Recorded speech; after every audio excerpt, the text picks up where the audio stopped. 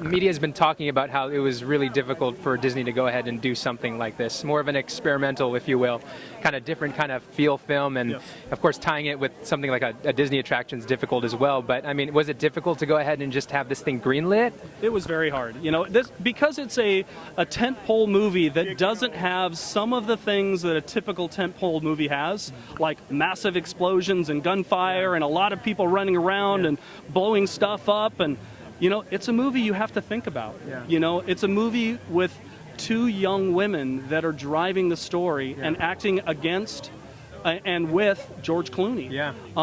And so it was a really hard thing for Disney to wrap their arms around. But Tomorrowland being such a wonderful intellectual property, and Brad Bird and Damon Lindelof being some of the most amazing storytellers, it was a combination that Disney just realized they couldn't turn down. Right. And it gave them something that was super unique. Yeah. And that's what we hope we've really created with this film. That's not the third in a sequel. Right. It's a unique, one-of-a-kind movie that Brad really had, and Damon have just so much passion behind. Yeah. And it's been a wonderful ride over the last 3 years. Absolutely. I know. I mean, at least for us, for people who experienced the Optimus game, got us all hyped up for this film as well. Yes. But I think there's also been a disconnect, because you know, people who experienced the Optimus game were looking at it from a more of a theme parks perspective, or maybe a storytelling perspective. But this film was a little bit more about its originality, its own story. It is. And you know, and that's the great thing that Brad's been able to do, is that he's really stuck to his guns about